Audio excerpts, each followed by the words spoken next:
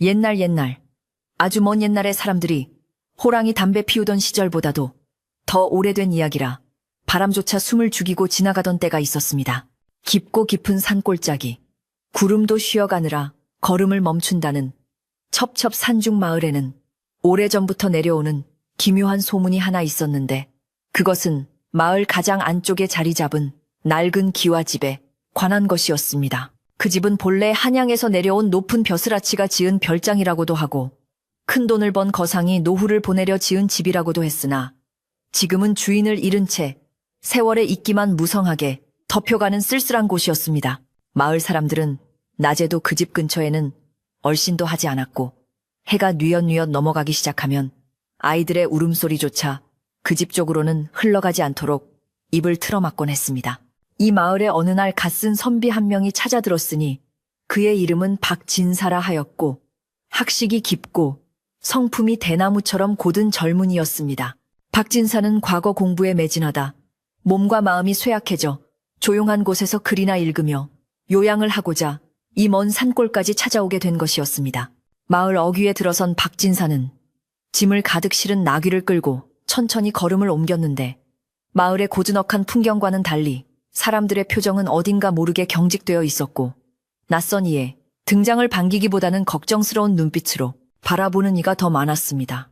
하지만 박진사는 그저 시골 인심이 낯을 가리는 탓이라 여기며 미리 주선해둔 그 낡은 기와집으로 향했습니다. 집은 마을의 민가들과 뚝 떨어져 산자락 바로 밑에 웅크리고 있었는데, 높게 솟은 소슬대문은 칠이 벗겨져 흉물스러웠고, 담장 너머로 뻗어나온 대나무 숲은 바람이 불 때마다 기괴한 울음소리를 내며 흔들렸습니다. 박진사가 대문 앞에 당도하여 인기척을 내자 안쪽에서 허리가 굽은 늙은 하인 하나가 절뚝거리는 걸음으로 나와 문을 열어주었는데, 그의 얼굴은 마치 말린 대추처럼 쭈글쭈글했고 눈빛은 겁에 질린 듯 불안하게 흔들리고 있었습니다. 이 노인은 본래 이 집을 관리하던 사람은 아니었으나 박진사가 온다는 소식에 마을 촌장이 억지로 등 떠밀어 잠시 시중을 들게 한 마을의 토박이 노인이었습니다.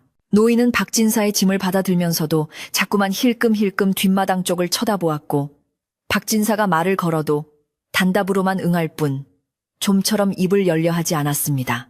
마당에는 잡초가 무릎까지 자라 있었고, 돛돌 위에는 먼지가 뽀얗게 앉아 있어 사람의 온기가 끊긴 지 오래되었음을 짐작게 했으나, 집의 골조만큼은 튼튼하고 웅장하여 주인이 정성 들여지은 집임이 분명해 보였습니다. 박진사는 여장을 풀고 사랑채의 자리를 잡은 뒤 창호지 문을 활짝 열어 맑은 산 공기를 들이마시며 그제야 마음의 평안을 찾는 듯 했습니다. 방 안에는 오래된 묵향과 곰팡이 냄새가 뒤섞여 묘한 향취를 풍겼지만, 박진사는 그마저도 고풍스럽다 여기며 가져온 서책들을 가지런히 정리하기 시작했습니다. 해가 서산마루에 걸리고 주위가 어스름해지자 짐 정리를 마친 박진사는 노인을 불러 저녁상을 부탁하려 했는데, 노인은 밥상보다 먼저 굵직한 양초 2자루와 기름이 가득 담긴 호롱불을 들고 방으로 들어왔습니다. 노인의 손은 미세하게 떨리고 있었고, 그는 박진사의 눈을 똑바로 쳐다보지 못한 채 방 내 귀퉁이와 문지방 앞을 살피며 무언가를 쫓아내려는 듯 중얼거리는 소리를 내뱉었습니다. 노인은 방 한가운데 놓인 서안 위에 촛대를 올려놓고 불을 붙인 뒤 박진사에게 다가와 바짝 마른 목소리로 기이한 당부를 늘어놓기 시작했습니다. 진사님, 이 늙은이의 말을 허투루 들으시면 아니 되옵니다. 이 집은 밤이 되면 산 기운이 험해지고 음기가 강하여 해가 지면 반드시 이 촛불을 켜두셔야 합니다. 특히 저 대청마루와 뒷마당으로 통하는 문 앞에는 절대로 어둠이 내려앉게 해서는 안 됩니다. 노인의 말은 단순한 조언이라기보다는 간절한 애원이나 경고에 가까웠기에 박진사는 쥐고 있던 책을 내려놓고 노인의 얼굴을 빤히 바라보았습니다.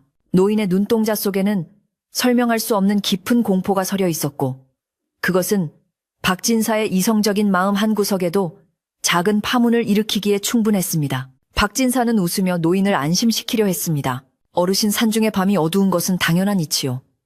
짐승이 내려올까 염려하시는 마음은 알겠으나 촛불 하나로 무엇을 막겠다는 말씀이십니까?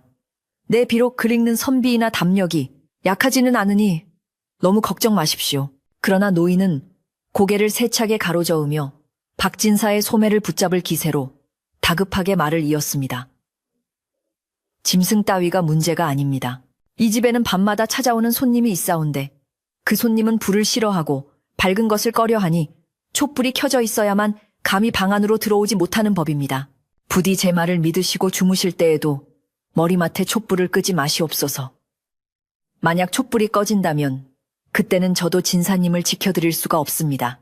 노인의 끈질긴 당부에 박진사는 더 이상 반박하지 않고 고개를 끄덕여 알겠노라고 답했습니다. 노인은 그제야 안도의 한숨을 내쉬며 저녁상을 차려오겠다며 물러갔지만 나가는 뒷모습조차 무언가에 쫓기듯 황급해 보였습니다. 박진사는 방 안에 홀로 남아 타오르는 촛불을 멍하니 바라보았는데 촛불은 바람 한 점 없는 방 안에서도 왠지 모르게 불안하게 일렁이며 춤을 추고 있었습니다. 창호지문 너머로 어둠이 짙게 깔리기 시작하자 사방에서 풀벌레 소리가 요란하게 들려왔지만 그 소리들은 집안의 정막을 깨기보다는 오히려 고요함을 더욱 무겁게 짓누르는 듯했습니다. 박진사는 문득 노인이 말한 밤마다 찾아오는 손님이 무엇일지 궁금해졌지만 시골 노인네들이 의뢰하는 미신 섞인 이야기라 치부하며 다시 책을 펼쳐들었습니다. 저녁을 먹고 난 후 밤은 더욱 깊어 삼경에 가까워지자 마을의 모든 불빛은 꺼지고 오직 박진사가 머무는 사랑채의 불빛만이 외로운 섬처럼 떠 있었습니다. 박진사는 글을 읽다 말고 잠시 고개를 들어 밖을 내다보려 문을 살짝 열었는데 차가운 밤 공기가 훅 끼쳐 들어와 촛불을 위태롭게 흔들었습니다. 밖은 칠흑 같은 어둠이 깔려 있어 한 치 앞도 분간할 수 없었지만 어둠 속에서 대나무 숲이 사그락거리는 소리가 마치 누군가가 속삭이는 소리처럼 들려왔습니다. 박진사는 왠지 모를 한기를 느끼며 서둘러 문을 닫았고 다시 자리에 앉아 마음을 가다듬으려 애썼습니다. 그때 문밖 마루에서 삐걱거리는 소리가 희미하게 들려왔는데 그것은 낡은 나무가 뒤틀리는 소리 같기도 하고 누군가가 조심스럽게 발을 내딛는 소리 같기도 했습니다. 박진사는 귀를 기울였지만 소리는 이내 멈추었고 다시 정막만이 감돌았습니다. 그는 자신이 너무 예민해진 탓이라 여기며 촛불 심지를 돋우어 방 안을 더 밝게 만들었습니다. 노인이 두고 간 굵은 양초는 타들어가는 속도가 더디어 밤새 켜두어도 충분할 것 같았지만 박진사는 혹시라도 불이 꺼질까 염려되어 여분의 초를 가까이 두었습니다. 노인의 경고가 귓가에 맴돌아 쉽사리 잠을 청할 수 없었던 박진사는 오늘 밤은 책을 읽으며 밤을 새우기로 작정했습니다. 그런데 시간이 흐를수록 방 안의 공기가 점점 습해지는 기분이 들기 시작했습니다. 비가 오는 날도 아닌데 방바닥에서 눅눅한 기운이 올라오고 벽지에 곰팡이가 피어오르는 듯한 퀴퀴한 냄새가 코끝을 스쳤습니다. 이상한 일은 그뿐만이 아니었습니다. 분명히 꽉 닫아둔 창문 틈으로 바람이 새어 들어오는 듯 촛불이 일정한 박자로 흔들렸는데 그 움직임이 마치 누군가가 입으로 바람을 불어 끄려다가 멈추는 것과 흡사했습니다. 박진사는 등골이 오싹해지는 것을 느끼며 주위를 둘러보았지만 방 안에는 오직 자신과 그림자뿐이었습니다. 그는 헛기침을 크게 한 번 하여 공포심을 떨쳐내려 했으나 목소리는 방 안의 무거운 공기에 먹혀들어 가늘게 떨릴 뿐이었습니다. 그때 사랑채와 멀지 않은 안채 쪽에서 툭 투둑하는 소리가 들려왔습니다. 그것은 마치 처마 끝에서 빗방울이 떨어지는 소리 같기도 했고 젖은 물건이 바닥에 떨어지는 소리 같기도 했습니다. 박진사는 자리에서 일어나 귀를 문 쪽으로 가져다 댔습니다. 소리는 불규칙하게 그러나 끊임없이 이어지고 있었습니다. 비가 오나 그는 중얼거리며 다시 문을 살짝 열어 하늘을 올려다보았지만 밤하늘에는 별이 총총히 박혀 있어 비가 올 징조는 전혀 보이지 않았습니다. 맑은 밤하늘 아래에서 들리는 물 떨어지는 소리에 박진사는 기이함을 넘어선 두려움을 느끼기 시작했습니다. 그는 노인이 말했던 뒷마당으로 통하는 문이 어디쯤인지 머릿속으로 그려보았습니다. 안채 뒤편 대나무 숲과 맞닿은 그곳에는 우물이 하나 있다고 들었는데 소리는 분명 그 방향에서 들려오고 있었습니다. 물소리는 점점 더 선명해져 마치 누군가가 우물물을 길어 올려 마당에 쏟아붓는 듯한 착각마저 들게 했습니다. 박진사는 다시 문을 걸어 잠그고 촛불 앞으로 돌아와 앉았습니다. 불빛만이 유일한 보호막인 것처럼 그는 촛불에 바짝 다가 앉았는데 불꽃이 파르르 떨리며 푸르스름한 빛을 띠는 것처럼 보였습니다. 그는 책을 소리내어 읽기 시작했습니다. 성현들의 말씀을 읊조리며 마음속의 잡념과 공포를 몰아내려 했지만 글자들은 눈에 들어오지 않고 온 신경은 밖에서 들려오는 물소리에 곤두서 있었습니다. 그러다 문득 물소리 사이로 섞여 들어오는 또 다른 소리를 감지했습니다. 그것은 질질 끌리는 소리, 무거운 옷자락이나 젖은 천이 바닥을 쓸고 지나가는 듯한 소름 끼치는 마찰음이었습니다. 그 소리는 안채마당을 지나 사랑채 쪽으로 아주 천천히 다가오고 있는 듯 했습니다. 박진사의 심장이 쿵쿵거리며 요동치기 시작했습니다. 그는 노인의 말이 헛된 미신이 아님을 직감했습니다. 이 집에는 분명 사람이 아닌 다른 무언가가 존재하고 있었고 그것은 어둠을 틈타 활동하며 촛불을 두려워한다는 것이 사실인 듯 했습니다. 박진사는 방 안의 촛불이 꺼지지 않도록 손으로 바람을 막으며 방문 너머의 기척에 온 감각을 집중했습니다. 질질 끌리는 소리는 사랑채 마루 앞까지 다가왔다가 멈추었습니다. 그리고는 한동안 아무런 소리도 들리지 않았습니다. 마치 문 밖의 존재가 방 안의 동태를 살피며 숨을 죽이고 있는 것 같았습니다. 박진사는 숨조차 크게 쉬지 못하고 굳어 있었는데 문 창호지에 희미한 그림자 하나가 드리워지는 것을 목격했습니다. 그 그림자는 사람의 형상이었으나 어딘가 기괴했습니다. 머리카락이 산발하여 어깨 아래로 늘어져 있었고 몸은 비정상적으로 길게 늘어난 듯 보였습니다.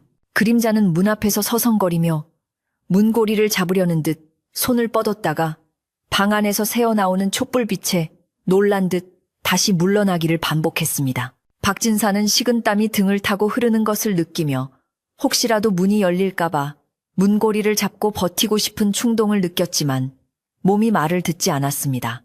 그때 밖에서 가늘고 젖은 목소리가 들려왔습니다. 불을 꺼 주세요. 너무 밝아. 그 목소리는 사람의 것이라기보다는 바람이 좁은 틈을 통과할 때 나는 쇳소리에 가까웠고 깊은 물속에서 울려 나오는 듯 먹먹했습니다. 박진사는 공포에 질려 아무 말도 할 수 없었습니다. 그저 촛불을 지키는 것만이 자신이 살 길이라 생각하며 불꽃을 응시했습니다. 밖의 존재는 몇 번 더 불을 꺼달라고 애원하듯 때로는 위협하듯 중얼거리다가 촛불이 사그라들 기미가 보이지 않자 포기한 듯 다시 질질 끌리는 소리를 내며 멀어져 갔습니다. 소리는 다시 안채 뒤편 우물이 있는 방향으로 사라졌고 그제야 박진사는 참고 있던 숨을 몰아쉬었습니다. 그는 밤새 한숨도 자지 못하고 뜬 눈으로 촛불을 지켰습니다. 촛농이 녹아 촛대 바닥에 흥건히 고일 때까지, 그리고 창밖이 푸르스름하게 밝아올 때까지 그는 자세를 풀지 않았습니다. 아침 햇살이 창호지를 뚫고 들어오자 박진사는 비로소 방문을 열고 밖으로 나갔습니다. 밤새 들리던 물소리와 기괴한 음성은 온데간데 없고 아침의 맑은 공기와 새소리만이 가득했습니다. 그러나 박진사의 눈길이 마루 끝에 닿았을 때 그는 쏘스라치게 놀라 뒤로 물러섰습니다. 밤사이 비가 오지 않았음에도 불구하고 사랑채 마루에서 안채로 이어지는 복도에 물이 흥건하게 젖어있는 발자국들이 찍혀 있었기 때문입니다. 그 발자국은 맨발이었으며 크기가 작고 갸름한 여인의 것이 분명해 보였습니다. 발자국은 젖은 흙과 물이끼가 섞여 있어 비릿한 냄새를 풍겼고 그 흔적은 정확히 뒷마당으로 가는 길목에서 끊겨 있었습니다. 박진사는 마당에 서서 멍하니 그 발자국을 바라보았습니다. 어제 노인이 했던 말, 밤새 들리던 소리, 그리고 문 앞에 드리워졌던 그림자가 모두 환상이 아니었음을 확인하는 순간이었습니다. 그때 대문이 열리며 노인이 아침상을 들고 들어왔습니다. 노인은 마루에 찍힌 물 발자국을 보자마자 사색이 되어 쟁반을 떨어뜨릴 뻔했습니다. 노인은 떨리는 손으로 입을 틀어막으며 박진사에게 달려왔습니다. 진사님, 별일 없으셨습니까? 촛불은 지키셨습니까? 박진사는 창백해진 얼굴로 고개를 끄덕였습니다. 노인은 안도의 한숨을 내쉬면서도 바닥에 발자국을 걸레로 벅벅 문지르며 서둘러 지우려 했습니다. 마치 그 흔적을 남겨두면 큰 화가 미칠 것처럼 노인의 손놀림은 필사적이었습니다. 박진사는 노인의 행동을 말없이 지켜보다가 낮게 가라앉은 목소리로 물었습니다. 어르신, 저 발자국이 어디서 온 것인지, 그리고 어젯밤 저를 찾아왔던 그 목소리의 주인이 누구인지 이제는 말씀해 주셔야겠습니다. 제가 이 집에서 계속 머물려면 알아야겠습니다. 노인은 걸레질하던 손을 멈추고 바닥에 주저앉아 깊은 한숨을 내쉬었습니다. 그는 더 이상 숨길 수 없다는 듯 체념한 표정으로 박진사를 올려다보았습니다. 진사님, 이 집에는 억울하게 죽은 원혼이 살고 있습니다. 그것도 아주 한이 깊어 물귀신이 된 여인이지요. 하지만 낮에는 나오지 못하니 너무 염려 마십시오. 다만 노인은 말을 흐리며 우물 쪽을 바라보았습니다. 박진사는 노인의 말에 등골이 서늘해짐을 느꼈지만 동시에 학자로서의 호기심과 억울한 사연에 대한 연민이 솟아올랐습니다. 그는 자신이 이 집에 온 것이 단순한 요양이 아니라 이 기이한 일을 해결해야 할 운명일지도 모른다는 생각을 하게 했습니다. 아침 햇살은 따스하게 내리쬐고 있었지만 박진사의 마음속에는 어젯밤의 어둠이 아직 가시지 않았습니다. 그리고 오늘 밤에도 그 존재가 다시 찾아올 것이라는 예감이 그를 불안하게 만들었습니다. 박진사는 굳게 다짐했습니다. 이 집의 비밀을 밝혀내고 더 이상 공포에 떨지 않겠노라고. 하지만 그는 아직 몰랐습니다. 그 비밀이 얼마나 깊고 어두운 우물 속에 잠겨 있는지, 그리고 오늘 밤 촛불을 지키는 일이 어제보다 훨씬 더 힘겨울 것이라는 사실을 말입니다. 그렇게 첫 번째 밤이 지나갔지만 마을의 공기는 여전히 무거웠고 바람은 습기를 머금은 채 불어왔습니다. 박진사는 사랑채 뗏마루에 앉아 멀리 보이는 우물을 응시하며 오늘 밤을 대비해 더 많은 초와 기름을 준비해야겠다고 생각했습니다. 하늘에는 먹구름이 몰려오고 있었고 오늘 밤에는 비가 올지도 모른다는 불길한 예감이 스쳤습니다. 날이 밝자마자 박진사는 마을 촌장에게 사람을 보내 집안일을 거들어줄 아이 하나를 구해달라고 청을 넣었습니다. 늙은 하인은 몸이 성치 않아 밤 시중을 들기에는 무리였고 박진사 혼자서 밤새 촛불을 지키며 뜬 눈으로 밤을 새우는 일은 며칠을 버틸 수 없는 고역이었기 때문입니다. 촌장이 보내준 아이는 돌석이라는 이름을 가진 16살쯤 된 더벅머리 총각이었는데 눈치가 빠르고 몸놀림이 날쌘 편이었지만 입이 가볍고 겁이 없는 것이 흠이라면 흠이었습니다. 돌석이는 기와집에 들어서자마자 으리으리한 집안 꼴을 보며 입을 딱 벌렸고 이곳에 귀신이 나온다는 소문 따위는 콧방귀를 뀌며 대수롭지 않게 여겼습니다.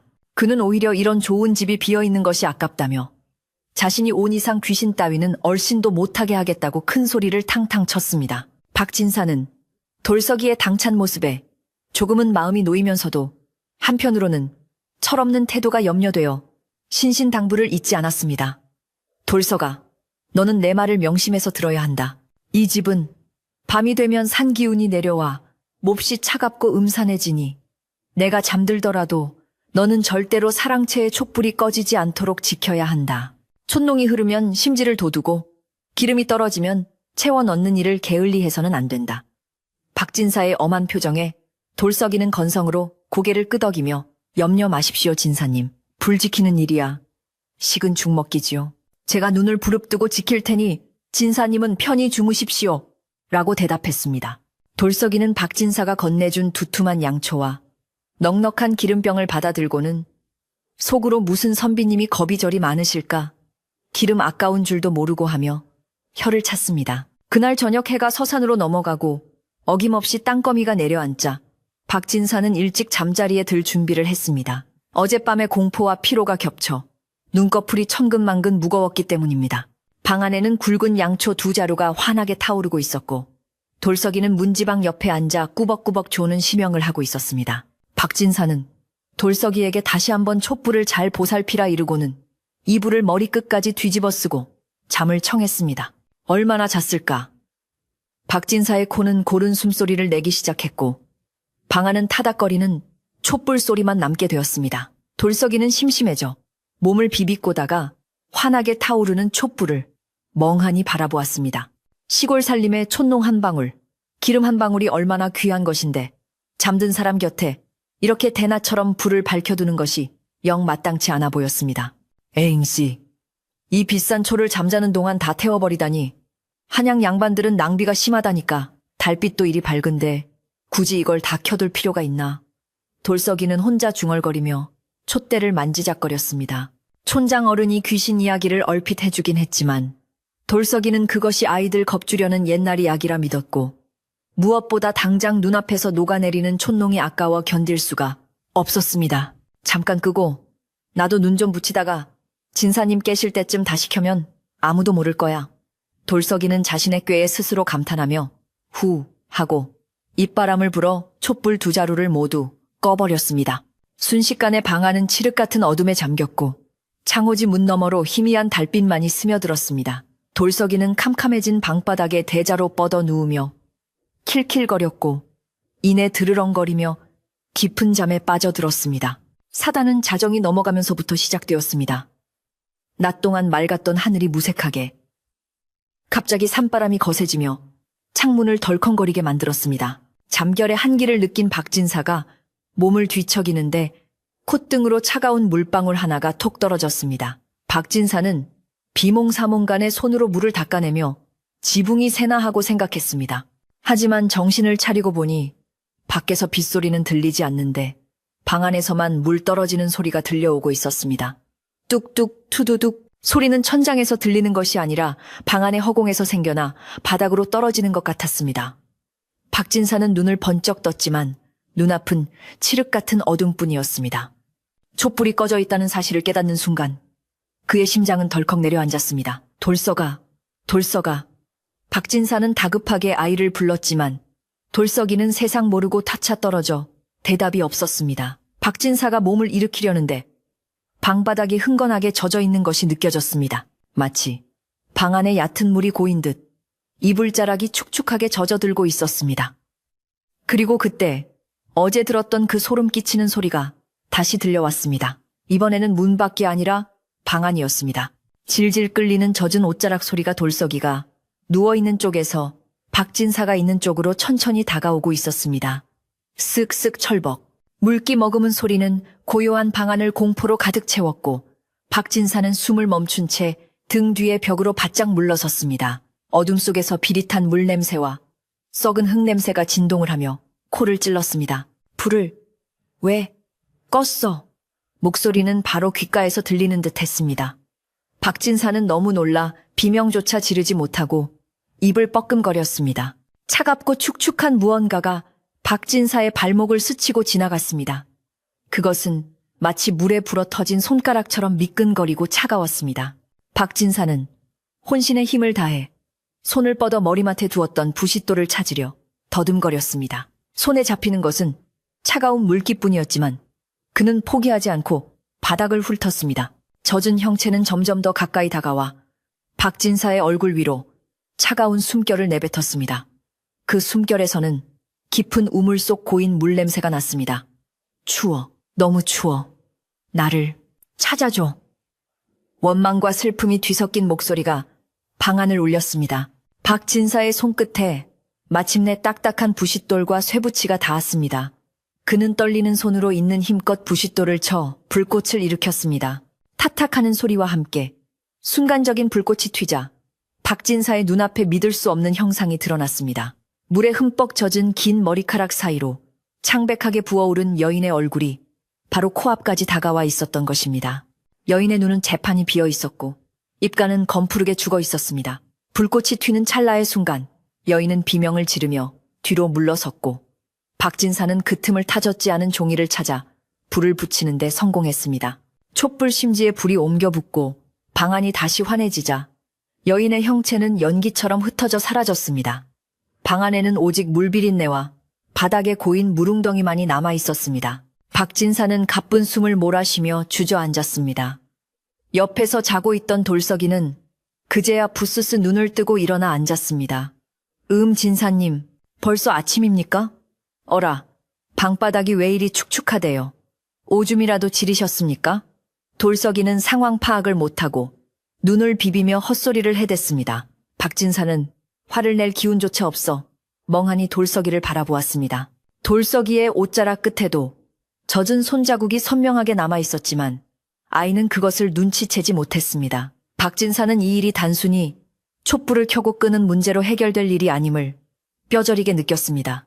그 원호는 무언가 할 말이 있어 찾아오는 것이 분명했고 그 한을 풀어주지 않는다면 자신도 이 집도 무사하지 못할 것이라는 확신이 들었습니다. 날이 밝자마자 박진사는 돌석이를 시켜 집을 지키게 하고 곧장 마을로 내려갔습니다. 밤새 시달려 삼둔을 한 박진사를 보고 마을 사람들은 수군거리며 피하기 바빴습니다.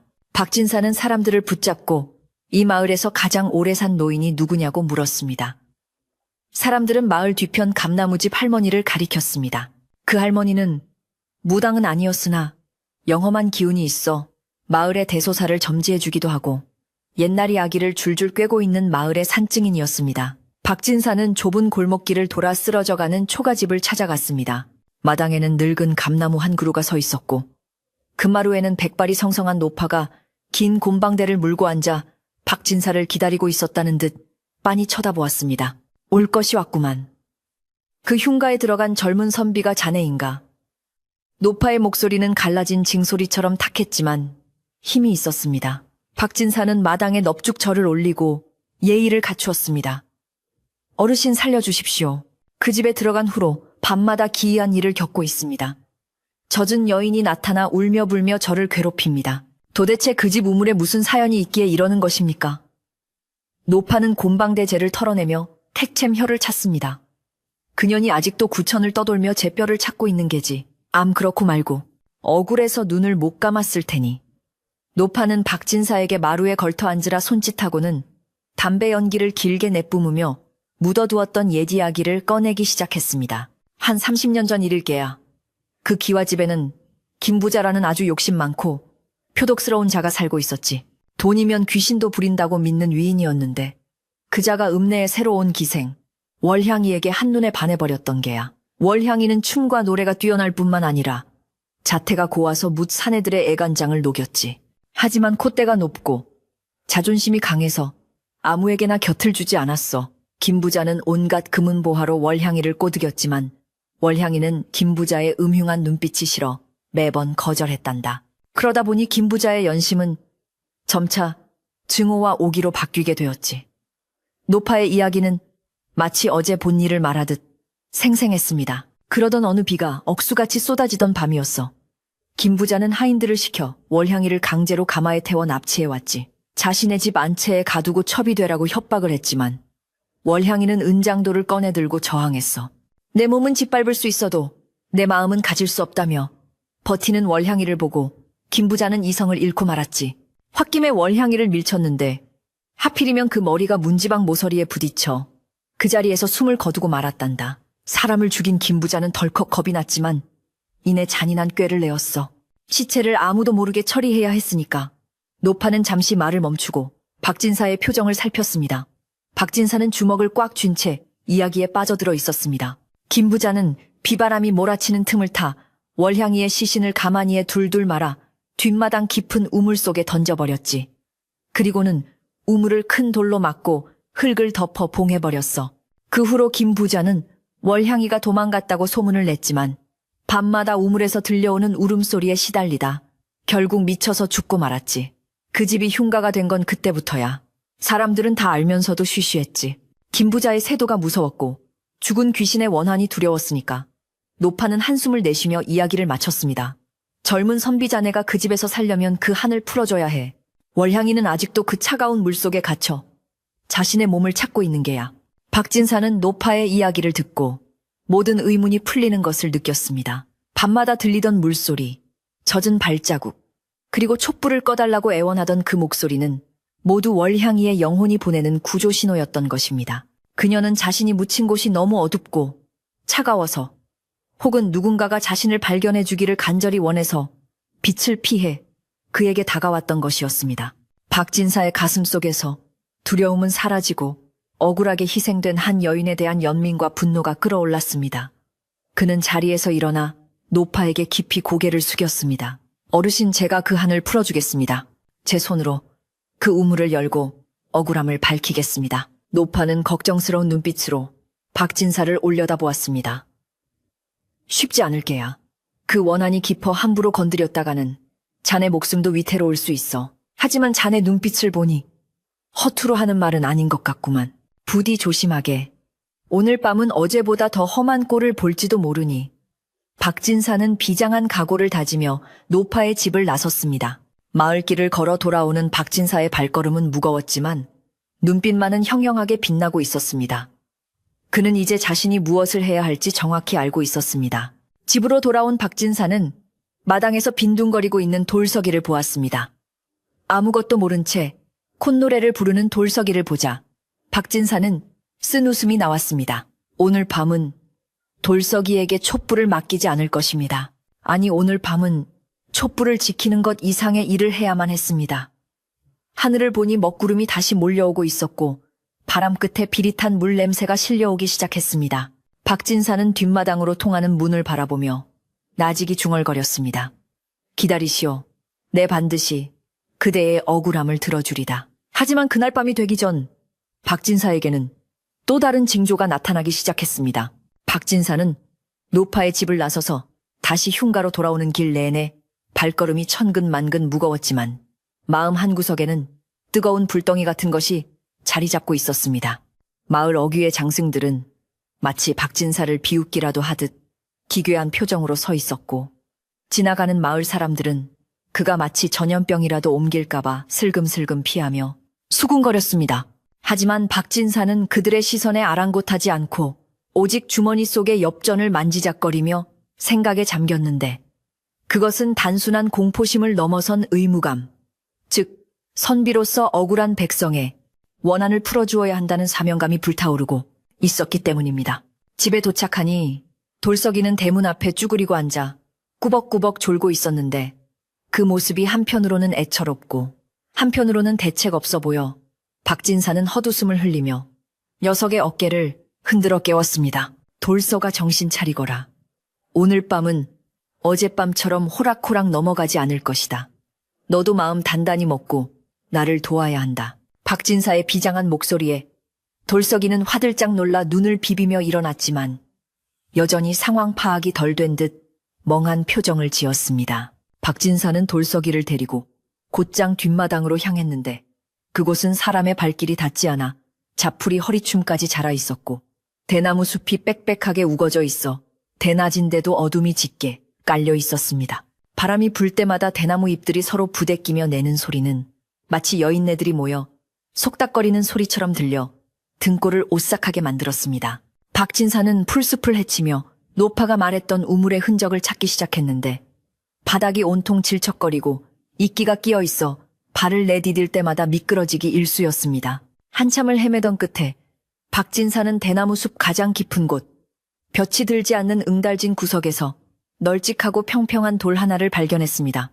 그 돌은 주변의 자연석과는 달리 인위적으로 다듬어진 흔적이 있었고 돌 틈 사이로는 검붉은 흙이 메워져 있어 누군가가 억지로 입구를 막아놓은 것이 분명해 보였습니다. 박진사가 조심스럽게 다가가 돌 위에 손을 얹자 한여름임에도 불구하고 얼음장 같은 냉기가 손바닥을 타고 팔뚝까지 전해져 왔습니다. 바로 이곳이구나. 박진사는 확신에 찬 목소리로 중얼거렸고 뒤따라오던 돌석이는 그 돌을 보자마자 본능적으로 뒷걸음질치며 진사님, 저 돌 기분 나쁘게 생겼습니다. 가까이 가지 마십시오. 라며 울상을 지었습니다. 돌석이의 눈에도 그곳에 서린 흉흉한 기운이 보이는 듯 했습니다. 그날 밤 박진사는 일찍 저녁상을 물리고 사랑채 방 안에 앉아 촛불을 켰습니다. 오늘은 촛불을 2개가 아니라 4개를 켜서 방 안을 대낮처럼 환하게 밝혔고 혹시 모를 사태에 대비해 문틈과 창문 틈을 종이로 단단히 발랐습니다. 돌석이는 무서워서 제 방으로 도망치듯 가버렸고 박진사는 홀로 방 안에 남아 묵묵히 책을 읽으며 밤이 깊어지기를 기다렸습니다. 시간이 흘러 자정이 가까워지자 어김없이 방 안의 공기가 차가워지며 촛불이 일제히 파르르 떨기 시작했습니다. 박진사는 책을 덮고 정좌한 채 눈을 감았는데 어디선가 물비린내가 훅 끼쳐오더니 귓가에 윙윙거리는 이명소리가 들려왔습니다. 그것은 단순한 바람소리가 아니라 누군가가 아주 먼 곳에서부터 박진사를 부르는 소리 같았습니다. 박진사는 스르르 잠이 든 것인지 아니면 비몽사몽간의 환영을 보는 것인지 분간할 수 없는 몽롱한 상태에 빠져들었습니다. 그의 눈앞에는 안개가 자욱하게 낀 대나무 숲이 펼쳐졌고 그 안개 속에서 하얀 소복을 입은 여인이 천천히 걸어 나오고 있었습니다. 여인의 옷은 물에 젖어 몸에 착 달라붙어 있었고 검은 머리카락은 미역처럼 엉켜 얼굴을 가리고 있었습니다. 여인은 박진사에게 다가오지 않고 멀찌감치 서서 가만히 그를 응시했는데 머리카락 사이로 보이는 눈빛이 너무나 슬프고 애처로워 박진사는 차마 눈을 돌릴 수가 없었습니다. 여인은 말없이 손을 들어 뒷마당의 그 평평한 돌 쪽을 가리켰습니다. 그녀의 손가락 끝에서는 붉은 피 같은 물방울이 뚝뚝 떨어지고 있었습니다. 나를 꺼내 주세요. 너무 답답해. 여인의 목소리는 귀로 들리는 것이 아니라 박진사의 머릿속에서 직접 울리는 듯 했습니다. 박진사는 꿈속에서도 가슴이 미어지는 듯한 통증을 느끼며 소리쳤습니다. 내 그대의 억울함을 알고 있소. 반드시 꺼내주리다. 그러니 울지 마시오. 박진사가 손을 뻗어 여인을 잡으려 하자 여인은 희미하게 고개를 저으며 품 안에서 무언가를 꺼내 바닥에 떨어뜨렸습니다. 쨍그랑하는 맑은 소리가 안개를 가르며 울려 퍼졌고 그 소리에 박진사는 화들짝 놀라 눈을 번쩍 떴습니다. 꿈에서 깨어난 박진사는 온몸이 식은땀으로 흠뻑 젖어 있었고 심장은 터질 듯이 쿵쿵거리고 있었습니다. 방 안은 여전히 촛불이 환하게 밝혀져 있었으나 그 불빛은 노란색이 아니라 푸르스름한 빛을 띠며 기이하게 일렁이고 있었습니다. 박진사는 꿈의 여운이 가시지 않아 멍하니 앉아 있다가 문득 꿈속에서 여인이 무언가를 떨어뜨렸던 자리를 바라보았습니다. 놀랍게도 방바닥 문지방, 바로 앞에는 물기가 흥건하게 고여 있었고 그 물웅덩이 한가운데에 반짝이는 무언가가 놓여 있었습니다. 박진사는 떨리는 손으로 그것을 집어들었습니다. 그것은 반으로 부러진 옥비녀 조각이었습니다.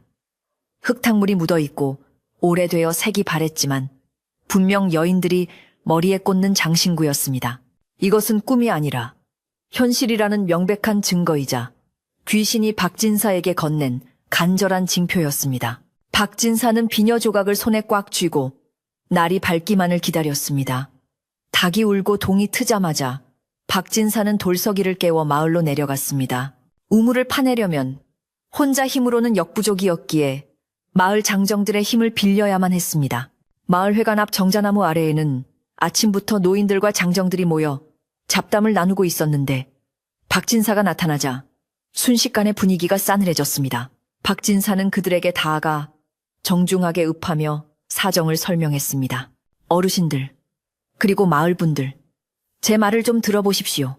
저 흉가의 우물 속에 억울하게 죽은 여인의 시신이 묻혀 있습니다. 그 한을 풀어주어야 마을에도 평화가 찾아올 것입니다. 저를 도와 우물을 파주시지 않겠습니까? 박진사의 말이 끝나기가 무섭게 사람들은 기겁하며 손사래를 쳤습니다. 아이고, 미친 소리. 그 집에 귀신이 나온다는 건 알았지만 우물을 파다니요. 그러다 물귀신한테 홀려 줄줄이 죽어나갈 일 있습니까? 한 노인이 지팡이로 땅을 치며 호통을 쳤고 옆에 있던 젊은 장정들도 슬금슬금 뒷걸음질 쳤습니다. 맞습니다, 진사님. 옛날 김부자네 집일에 끼어들었다가 멀쩡한 사람 못 봤습니다. 우리는 싫습니다. 돈을 준대도 싫어요. 사람들의 반응은 냉담하다 못해 적대적이었습니다. 그들은 오랫동안 묵혀둔 두려움을 건드리는 박진사가 원망스러운 듯 했습니다. 박진사는 엽전 꾸러미를 꺼내 보이며 설득하려 했지만 사람들의 공포는 돈으로 해결될 수준이 아니었습니다. 그때 마을에서 꽤나 입김이 세다는 촌장의 아들이 나서서 박진사의 앞을 가로막았습니다. 그는 덩치가 산만하고 눈매가 사나운 사내였는데 평소에도 외지인인 박진사를 고깝게 여기던 자였습니다. 이보쇼 선비 양반. 책만 읽어서 세상 물정을 모르나 본데 우리 마을에는 건드려서는 안 될 금기가 있는 법이오. 괜히 긁어 부스럼 만들지 말고 조용히 떠나시오. 아니면 쥐도 새도 모르게 당할 테니. 그의 위협적인 태도에 돌석이는 박진사의 뒤로 숨었지만 박진사는 물러서지 않고 그를 똑바로 응시했습니다. 사람의 도리가 있는데 어찌 원혼의 호소를 모른 척한단 말이오. 내 비록 힘은 없으나 내 손으로라도 파낼 것이니 방해나 하지 마시오. 박진사의 서슬, 퍼런 기세의 사내는 잠시 주춤했습니다. 결국 박진사는 아무런 도움도 얻지 못한 채 빈손으로 돌아와야 했습니다. 돌석이는 겁에 질려 울상을 지으며 진사님, 그냥 포기하고 딴 데로 이사 갑시다. 마을 사람들도 저러는데 우리끼리 뭘 어쩝니까요? 하며 칭얼거렸습니다. 하지만 박진사의 결심은 더욱 굳건해졌습니다. 그는 창고를 뒤져 낡은 곡괭이와 삽을 찾아냈고 새끼줄을 꼬아 금줄을 만들었습니다. 그리고 부엌에서 굵은 소금 한 단지를 꺼내 들고 뒷마당으로 향했습니다. 돌석이는 박진사의 서슬에 눌려 억지로 삽자루를 하나 들고 뒤따랐지만 다리는 후들거리고 입술은 파랗게 질려 있었습니다. 박진사는 우물이 묻힌 돌 주변의 자풀을 베어내고 그 주위에 새끼줄을 둘러 결계를 쳤습니다. 그리고 소금을 한 줌씩 뿌리며 부정을 씻어내는 심역을 했습니다. 월향낭자. 내 오늘 밤 마을 사람들의 도움을 받지 못해 당장은 파내지 못하나 내일 날이 밝는 대로 이 돌석이 놈과 함께 반드시 이 돌을 드러내리다. 그러니 오늘 밤은 부디 노여움을 거두고 기다려주시오. 박진사는 우물을 향해 큰 소리로 외쳤습니다. 그의 목소리는 대나무 숲에 메아리쳐 울렸고 그 순간 사나운 바람이 불어와 대나무들이 거칠게 흔들리며 화답하듯 소리를 냈습니다. 우우우웅. 바람 소리는 마치 수많은 사람의 통곡 소리처럼 들렸습니다. 다시 밤이 찾아왔습니다. 박진사는 만반의 준비를 마치고 방 안에 앉아 있었습니다. 오늘은 촛불 옆에 맑은 정화수 한 그릇도 떠다 놓았습니다.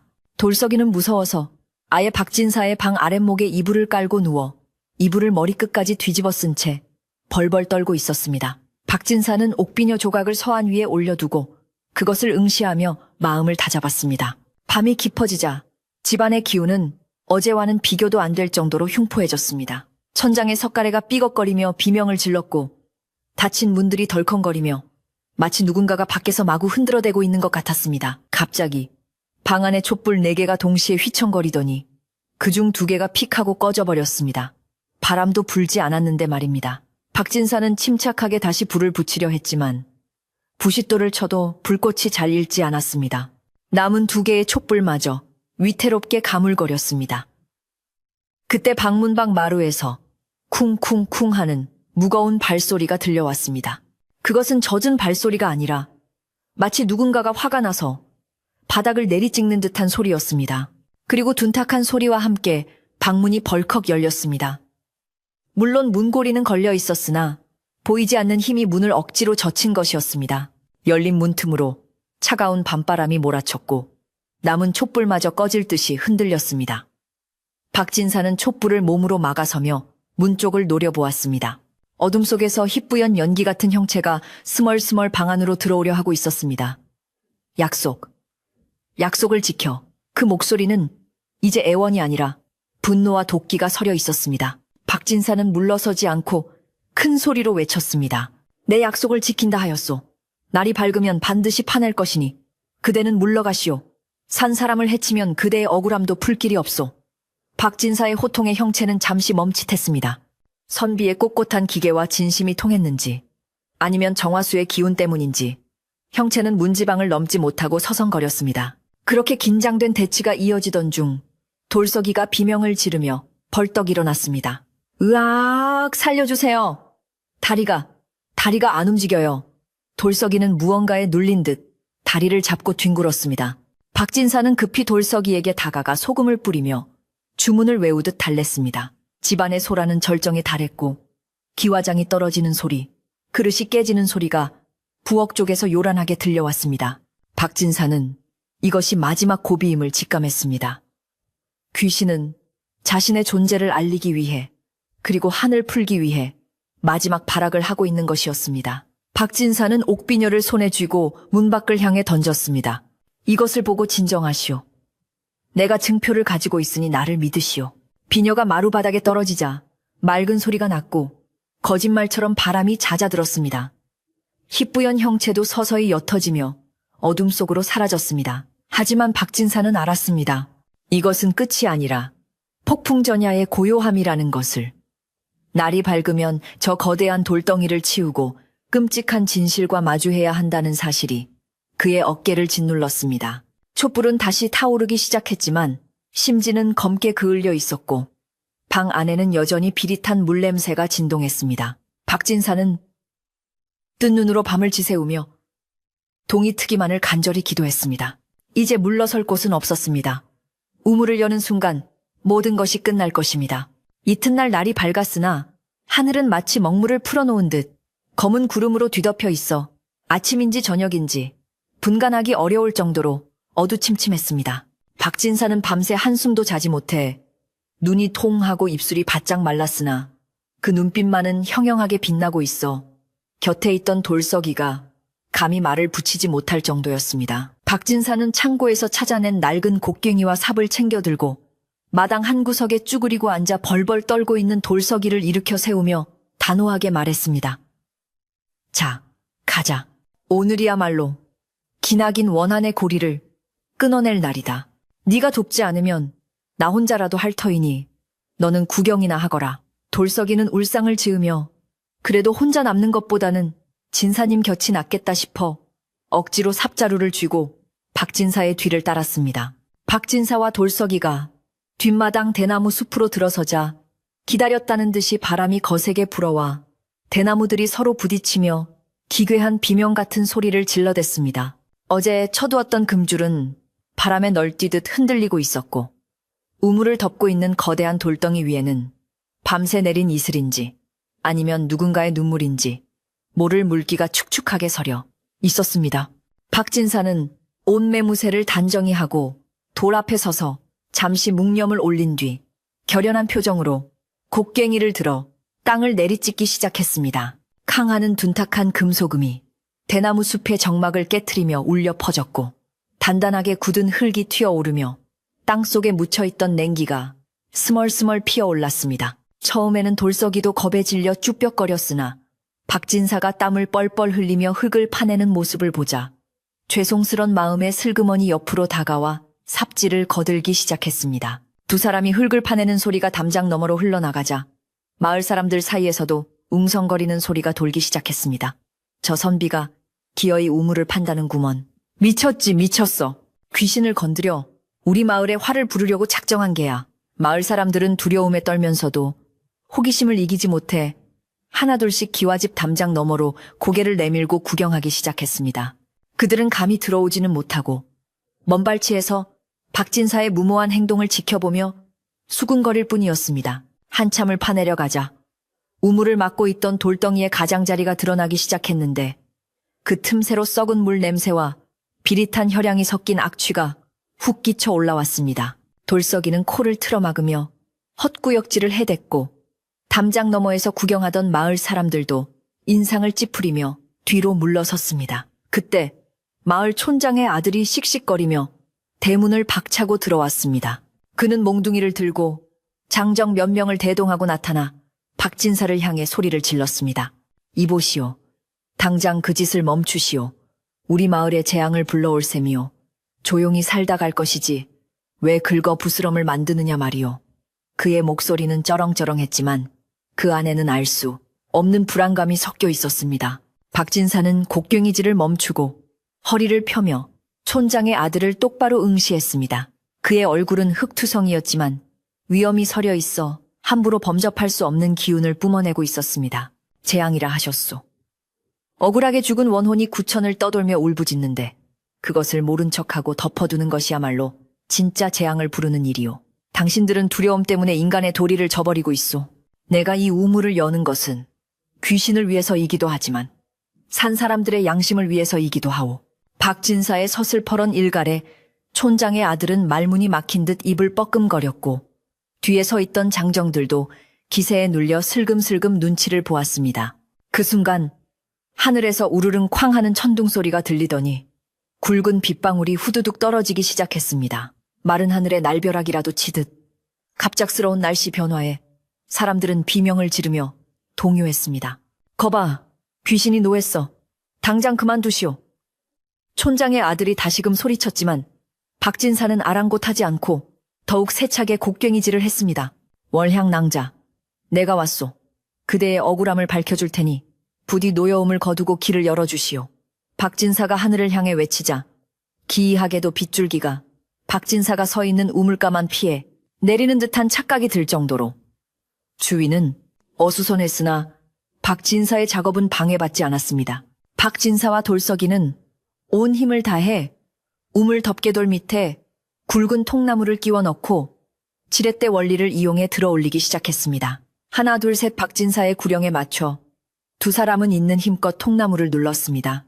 끄응 하는 소리와 함께 수십 년간 닫혀있던 무거운 돌덩이가 조금씩 들썩이기 시작했습니다. 돌이 움직일 때마다 땅속에서 쇠 긁는 듯한 기분 나쁜 소리가 들려왔고 검은 연기 같은 것이 틈새로 새어나왔습니다.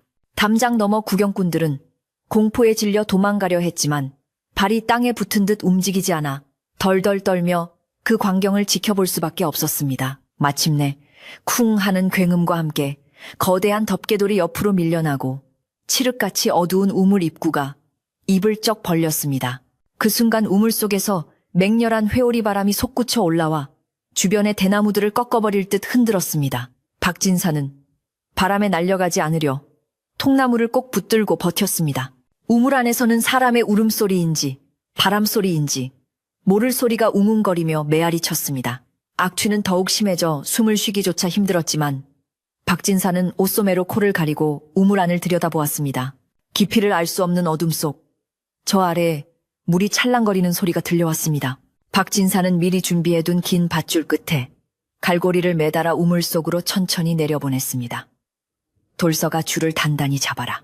무엇이 걸리든 놀라지 말고 천천히 끌어올려야 한다. 돌서기는 사색이 되어 고개를 끄덕이며 밧줄을 잡았습니다. 밧줄은 끝도 없이 내려갔고 한참 뒤에야 툭 하고 무언가에 닿는 느낌이 손끝에 전해졌습니다. 박진사는 조심스럽게 줄을 흔들어 갈고리가 바닥의 물체에 걸리도록 조작했습니다. 묵직한 느낌이 들자 박진사는 신호를 보냈고 두 사람은 젖먹던 힘까지 짜내어 줄을 당기기 시작했습니다. 밧줄은 물을 머금어 무거워진 무언가를 매달고 천천히 올라왔습니다. 올라오는 내내 우물 벽에 쿵쿵 부딪히는 소리가 들려 사람들의 가슴을 조마조마하게 만들었습니다. 마침내 우물 입구에 거무튀튀한 형체가 모습을 드러냈습니다. 그것은 낡아서 너덜너덜해진 가마니에 쌓인 무언가였습니다. 박진사가 조심스럽게 그것을 끌어내어 땅바닥에 내려놓자 썩은 가마니 사이로 하얗게 바랜 뼈들이 드러났습니다. 구경하던 사람들 사이에서 아이고 하는 비명과 탄식이 터져 나왔습니다. 그것은 분명 사람의 유골이었습니다. 박진사는 떨리는 손으로 가마니를 조심스럽게 헤쳤습니다. 유골은 엉망으로 흩어져 있었지만 두개골 옆에는 흙투성이가 된 옷가락지 한 짝이 반짝이고 있었습니다. 박진사는 품속에서 챙겨두었던 부러진 옥비녀 조각을 꺼내 유골 옆에 놓았습니다.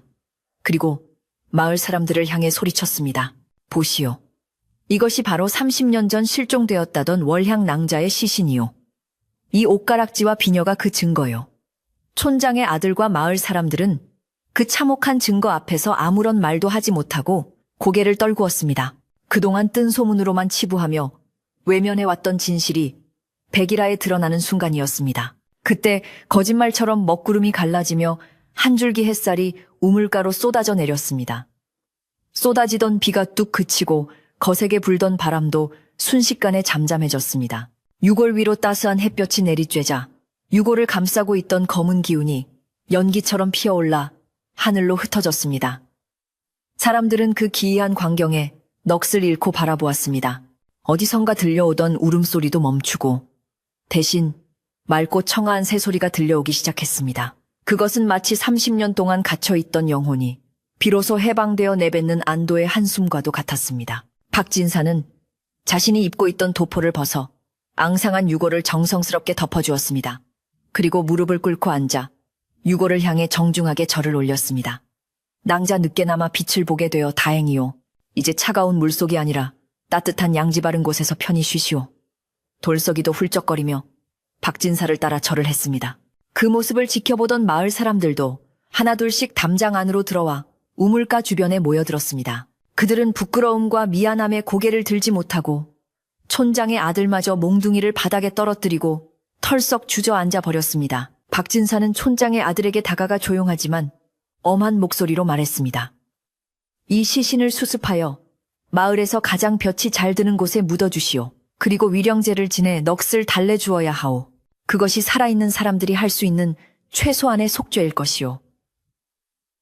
촌장의 아들은 눈물을 글썽이며 고개를 끄덕였습니다. 알겠소, 진사 양반.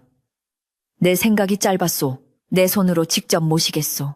그는 마을 사람들을 시켜 관을 짜오게 하고 무당을 불러 굿을 준비하도록 지시했습니다. 마을 전체를 짓누르던 무거운 공포가 사라지고 그 자리에 슬픔과 참회의 기운이 감돌았습니다. 사람들이 분주하게 움직이는 동안 박진사는 우물 안을 다시 한번 들여다보았습니다. 깊은 어둠 속 이제는 더 이상 원한 서린 눈빛도 차가운 손길도 느껴지지 않았습니다. 다만 맑은 지하수가 고요하게 차오르고 있을 뿐이었습니다. 박진사는 우물가에 털썩 주저앉아 긴 숨을 내쉬었습니다. 긴장이 풀리자 온몸에 힘이 빠져 손가락 하나 까딱할 수 없었지만 마음만은 깃털처럼 가벼웠습니다. 돌석이가 물 한 바가지를 떠서 박진사에게 건넸습니다. 진사님 고생하셨습니다요. 정말 대단하십니다. 박진사는 물을 시원하게 들이키며 미소를 지었습니다. 해는 어느덧 중천에 떠올라 대나무 숲을 환하게 비추고 있었습니다.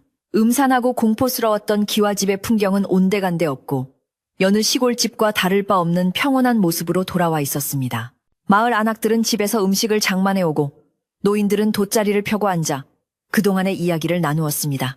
죽은 자의 한이 풀리자 산자들의 마음에도 응어리가 풀린 듯 마을 사람들 사이에는 전에 없던 훈훈한 기운이 돌았습니다.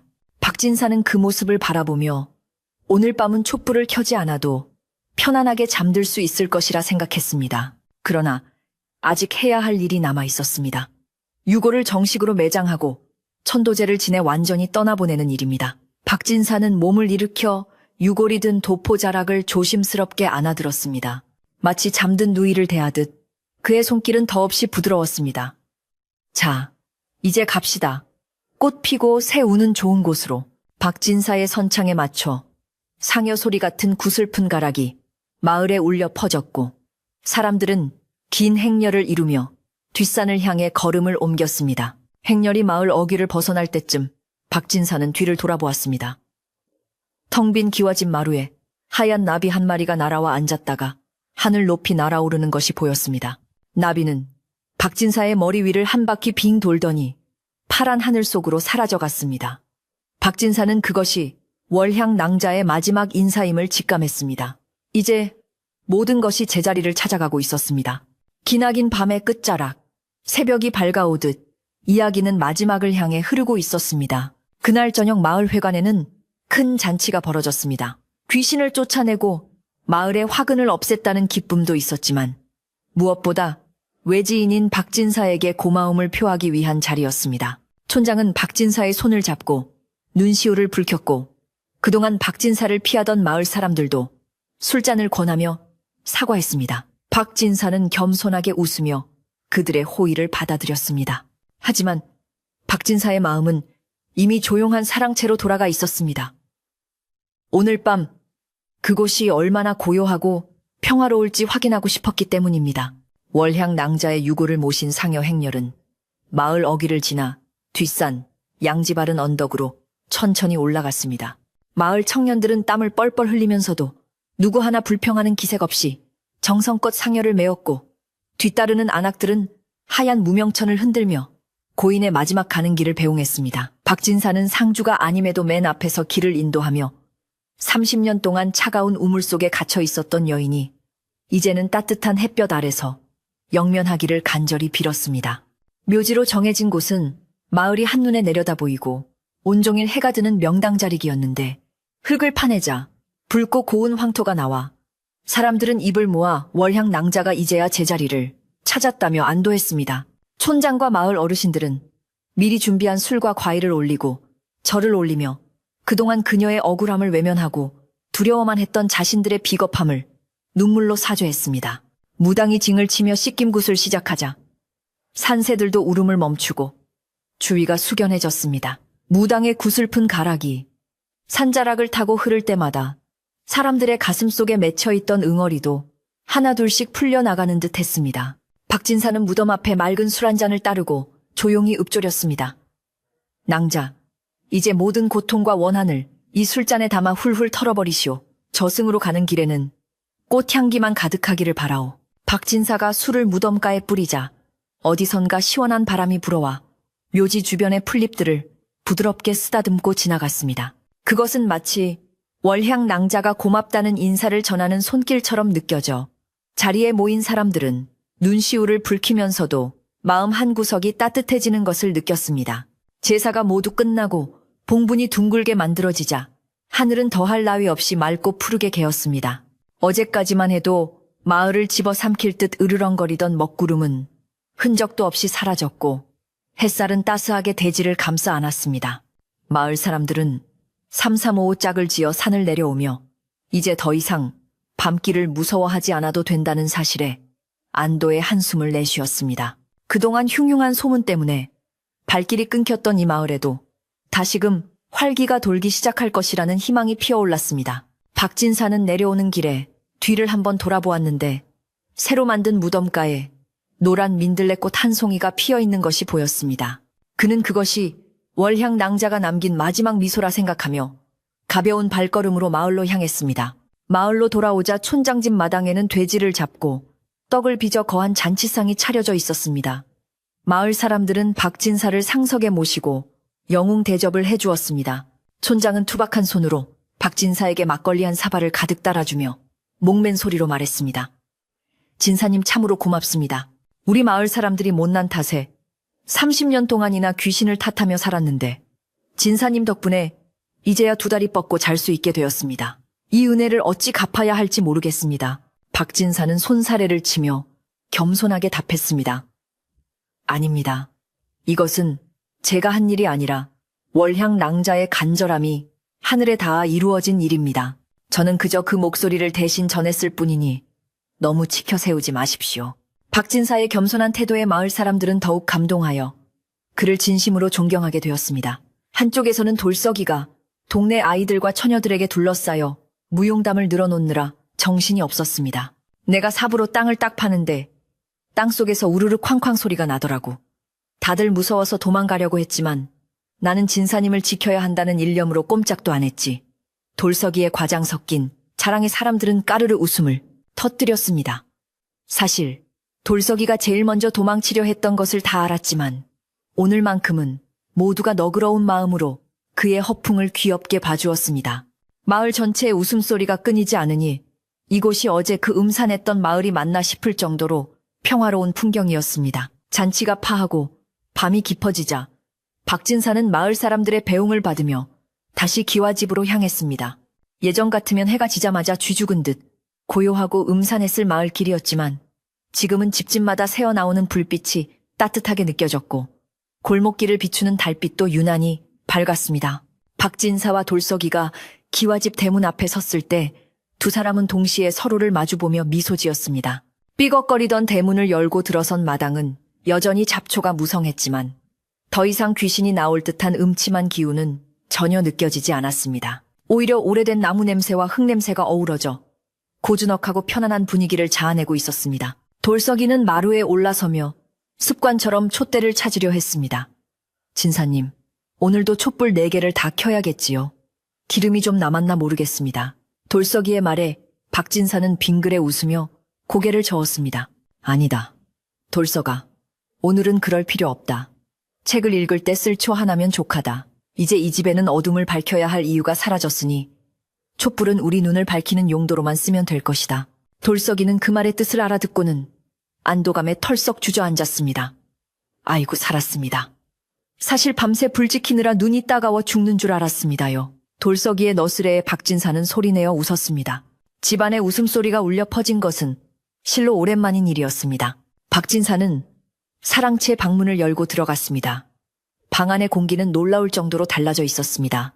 며칠 밤 내내 그를 괴롭혔던 눅눅한 습기와 곰팡이 냄새, 그리고 코를 찌르던 비릿한 물 냄새는 온데간데 없고 보송보송하게 마른 장판 냄새와 묵향만이 은은하게 감돌고 있었습니다.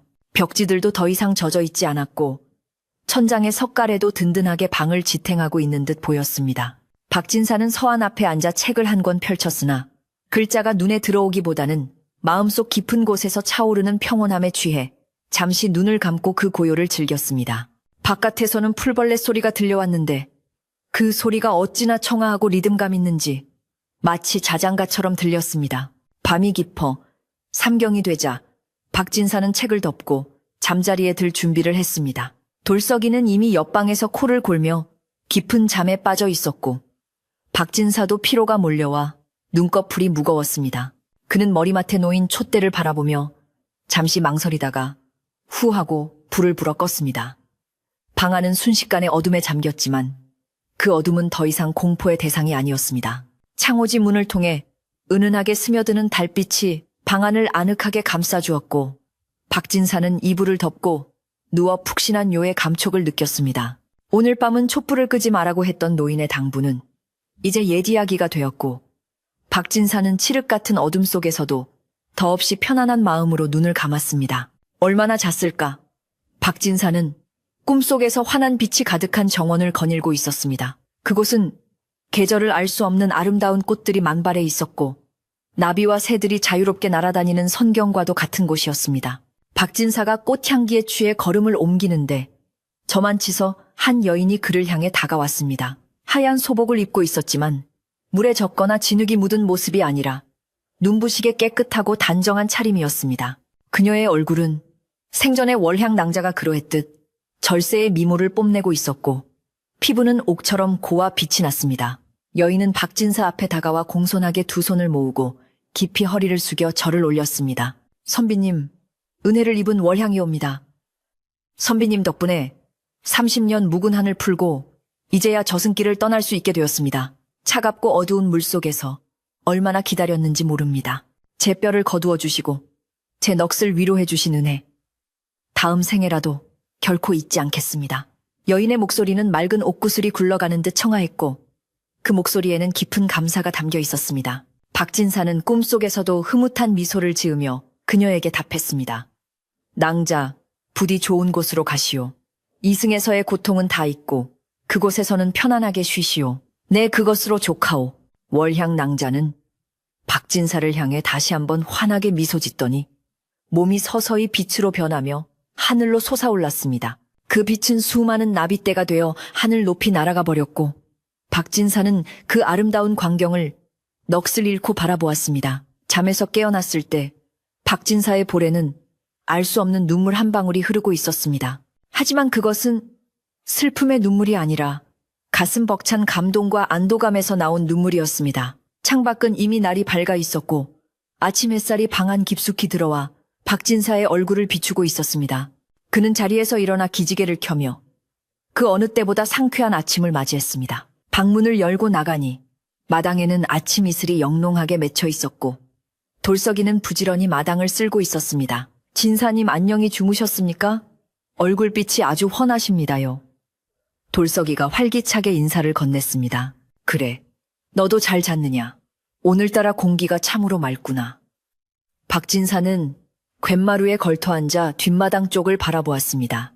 어제까지만 해도 공포의 대상이었던 우물은 이제 뚜껑이 덮여 평범한 우물이 되어 있었고 대나무 숲을 흔드는 바람 소리도 더 이상 귀신 울음소리가 아닌 시원한 풍류 소리로 들렸습니다. 박진사는 이 집이 더 이상 흉가가 아니라 마음을 닫고 학문을 정진하기에 더없이 좋은 곳임을 확신했습니다. 그 후로 박진사는 그 집에서 오랫동안 머물며 건강을 회복하고 학문에 매진했습니다.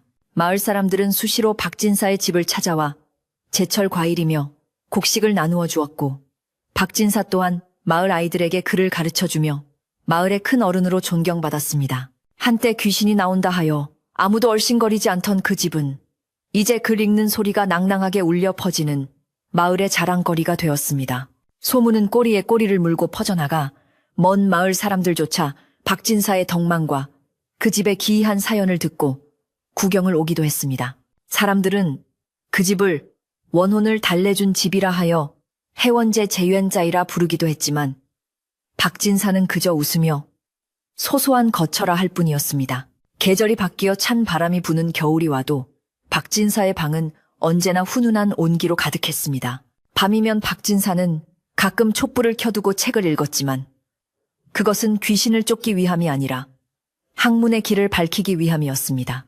우물가에는 이듬해 봄이름 모를 하얀 꽃들이 흐드러지게 피어났는데 마을 사람들은 그것이 월향 낭자의 넋이 꽃으로 피어난 것이라 믿었습니다. 박진사는 꽃이 필 때마다 우물가에 술 한 잔을 올리는 것을 잊지 않았고 그렇게 두 사람, 아니 산 사람과 죽은 영혼의 인연은 아름다운 전설이 되어 마을에 길이길이 남게 되었습니다.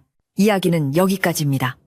억울한 죽음도 진심 어린 마음 앞에서는 눈 녹듯 사라지고 공포도 용기 앞에서는 힘을 잃는 법이지요. 오늘 밤 여러분의 방에 켜진 촛불은 두려움을 쫓기 위한 것이 아니라 평안한 꿈길을 비추는 따뜻한 등불이 되기를 바랍니다. 박진사가 그랬던 것처럼 마음의 짐을 내려놓고 편안하게 잠드시길 바랍니다. 바깥바람 소리가 거칠어도 걱정 마세요. 그것은 그저 지나가는 바람일 뿐 여러분을 해칠 것은 아무것도 없습니다. 자, 이제 눈을 감고 깊은 잠에 들 시간입니다. 꿈속에서는 월향 낭자가 거닐던 그 아름다운 꽃밭처럼 향기롭고 평화로운 풍경만이 여러분을 기다리고 있을 것입니다. 모두들 안녕히 주무십시오.